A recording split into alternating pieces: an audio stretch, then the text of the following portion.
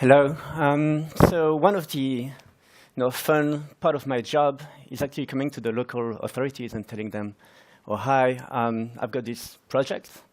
This is what's going to happen, and this is going to happen. And then going, and it happens quite often.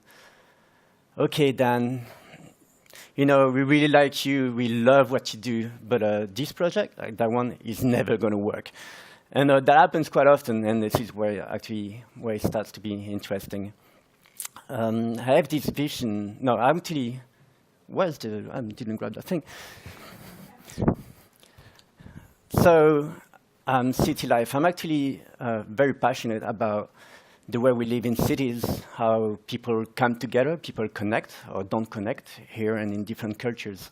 And I have this vision of a world where city dwellers, both locals and newcomers, feel like a sense of belonging, a sense of togetherness, a sense of trust, where people feel enabled and entitled to participate and engage in the community, regardless of their origins, their status, or their beliefs. This is my vision. But then you think that these informations come back to you that nowadays, in cities, 60% of the people have a feeling of insecurity. And then you know that by 2050, 70% of the world population will live in cities. So there is a serious challenge there.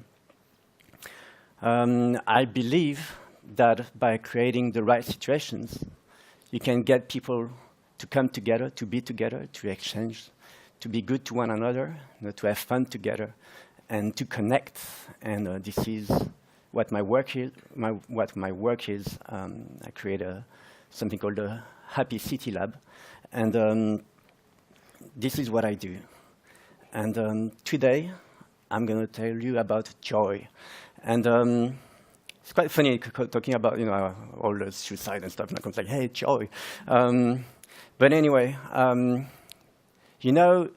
That feeling when you feel connected, when you feel like you're at the right place, where there's a smile coming on your face, and it's big inside, and it wants to come out, and you want to share it with other people. To me, that is joy. And so joy is part of the things that I do. We do many, many projects, and they go from something happening on the city corner to something citywide, even bigger than that. And I'm going to tell you about different projects, but here I'm going to concentrate on one aspect of it, which is joy. And I believe that joy is something that is extremely human. Some will say that it's actually our natural state. And how do we get back to that? And how we get back to this this humanity. And when people connect, maybe joy can be a tool for that as well. I'm going to tell you about a few projects, maybe 3 or 4. And it's going to be fun. It's late in the afternoon. There's going to be heaps of videos. And I'm going to take you on a small journey. So first project I'm going to tell you about is about This Week Will Change Your Life. That's something I did in 2010.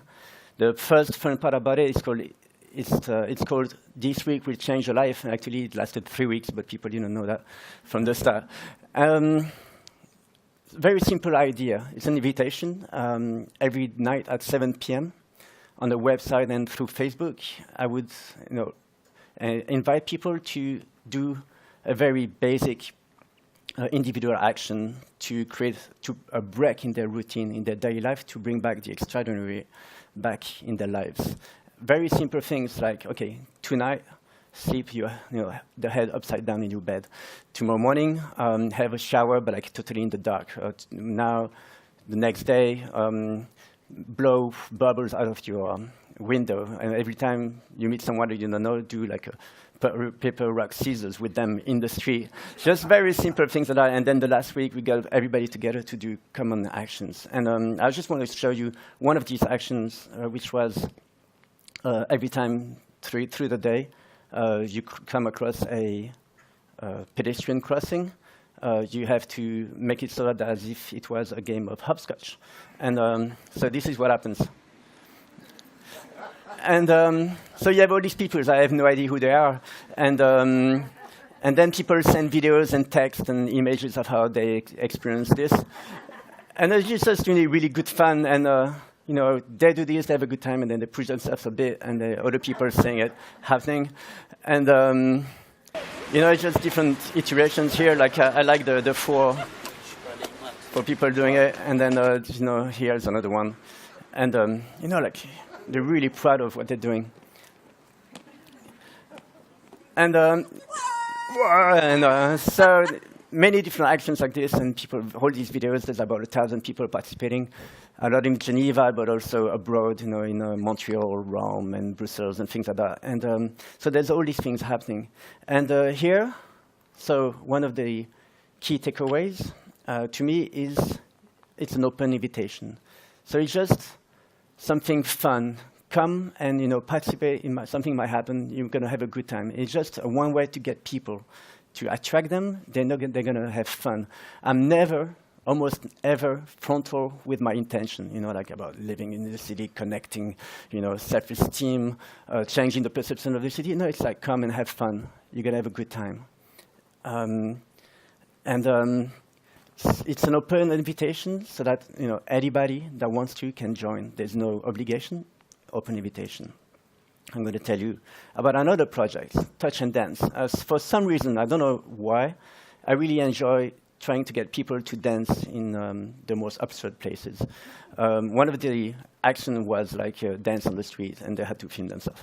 So Touch and Dance, it's an installation where people could come with their own MP3 player, plug it in, press play, and eventually, you know, play music and dance. But the thing was that there was a little trick. When they press play, it wouldn't start, it wouldn't work. And they'd say, oh, but what's happening? Why? And they'd start to read the instructions.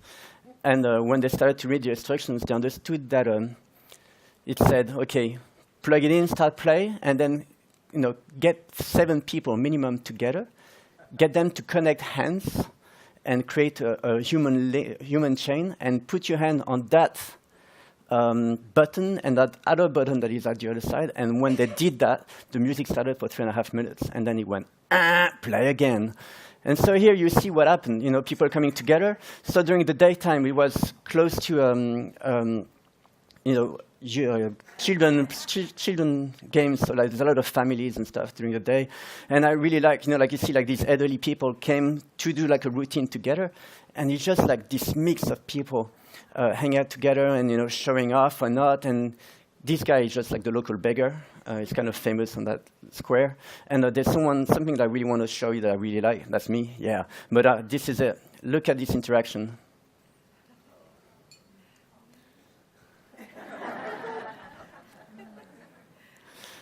And I just love that. And it's just that situation that was created that made that happen.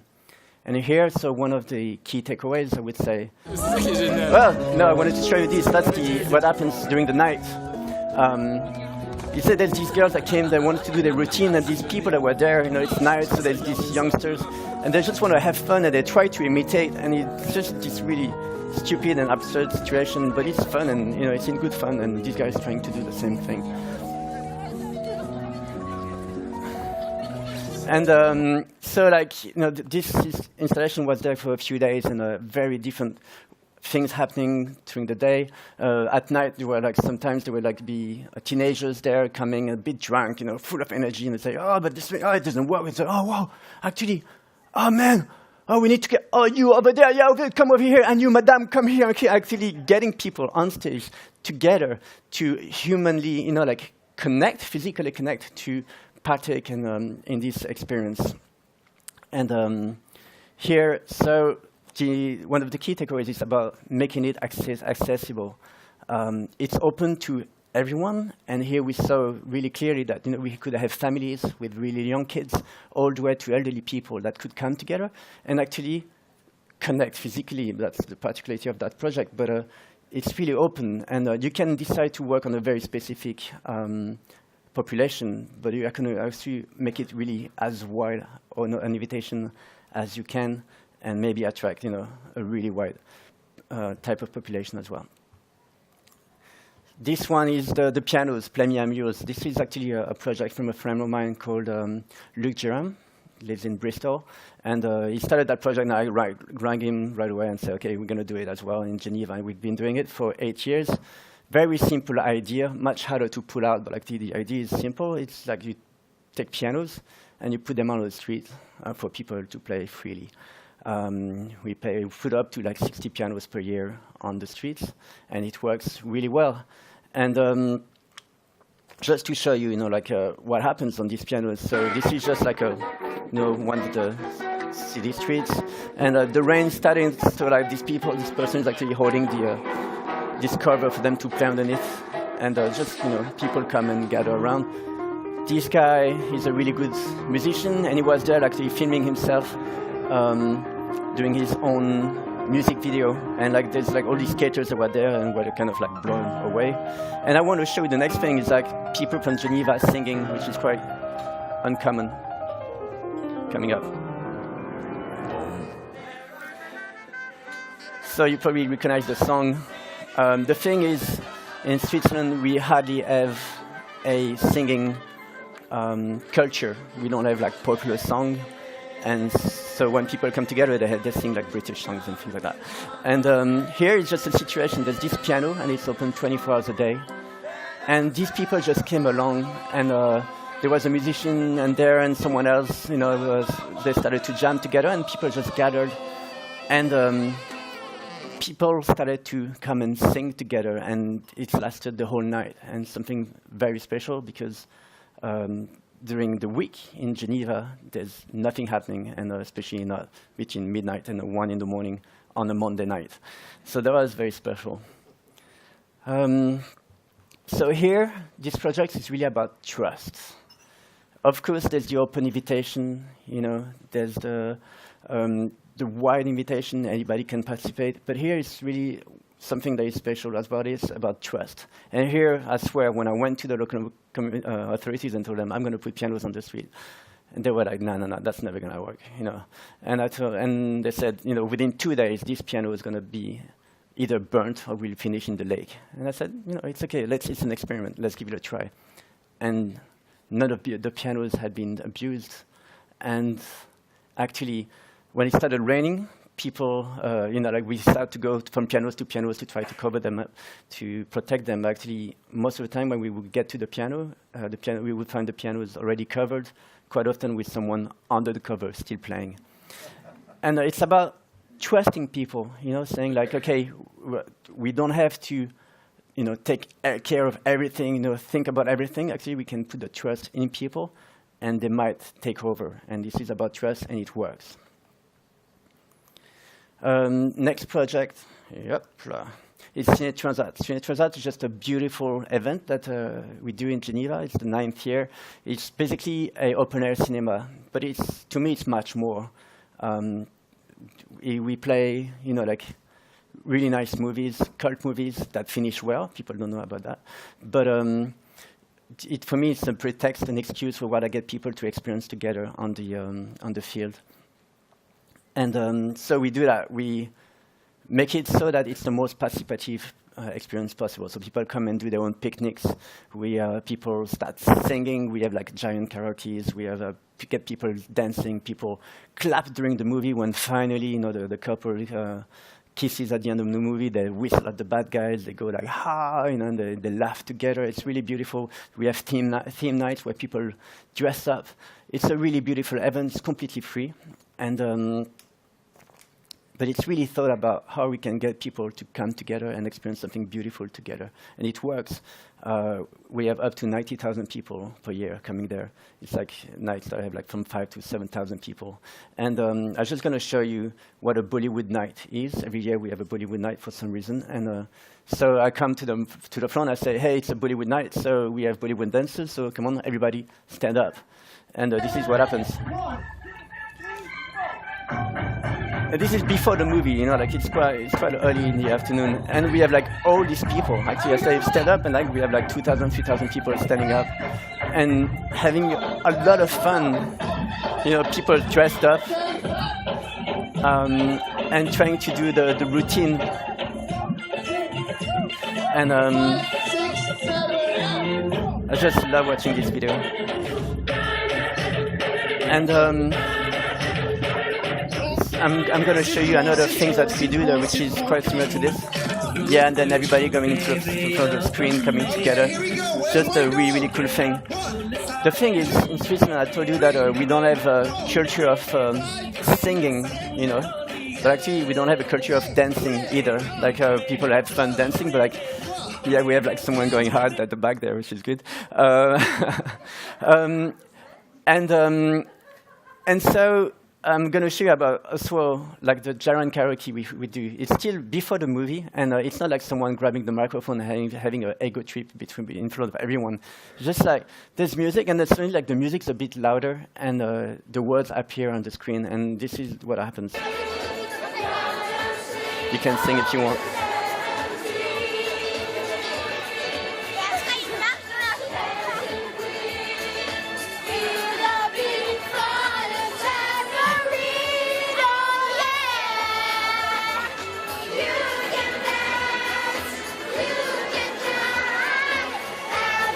Anyway, so this is just the kind of things that happen here and that happen just by us creating this safe space there and people feeling enabled and entitled to actually participate and have fun and come together.